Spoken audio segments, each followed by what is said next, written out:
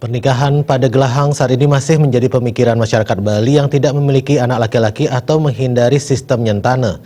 Namun demikian, pernikahan pada Gelahang tidak serta-merta menjadi angin segar karena dalam pelaksanaannya sedikit berat, yakni mempertanggungjawabkan dua adat. Hal tersebut dikatakan akademisi Cok Istri Dian Laksmidewi. Perkawinan pada Gelahang merupakan cara baru di masyarakat Bali saat ini. Dalam perjalanannya, beberapa pasangan menerapkan sistem pada Gelahang karena yang menerapkan perkawinan pada Gelahang ini tidak bisa memilih sistem nyentana karena satu atau lain hal. Pada Gelahang pada dasarnya bisa dilakukan oleh pasangan untuk dijadikan sebagai jalan keluar jika pihak laki-laki tidak ingin mengikuti sistem nyentana dengan syarat diizinkan oleh adat masing-masing pasangan. Ini cukup berat karena kenapa saya katakan berat karena ini mengemban dua adat baik dari si laki-laki maupun si perempuan. Jadi melaksanakan kedua belah adat tersebut.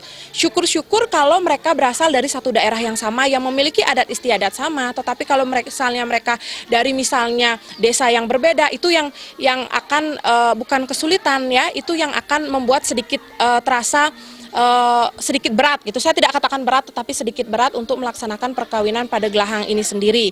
Tetapi apabila kedua belah pihak sudah sepakat, kemudian perjuru tokoh masyarakatnya sudah mengizinkan, saya pikir perkawinan pada Gelahang ini bisa dijadikan solusi bagi keluarga yang tidak memiliki anak laki-laki. Akademisi Hukum Cok Istri Dian Laksmidewi mengatakan, pernikahan pada Gelahang meski menjadi solusi, namun sedikit berat dalam penerapannya. Karena dalam perjalanannya, pasangan pengantin pada Gelahang harus mengemban dua adat yakni dari pihak perempuan dan pihak laki-laki. Jaya Kusuma, Bali.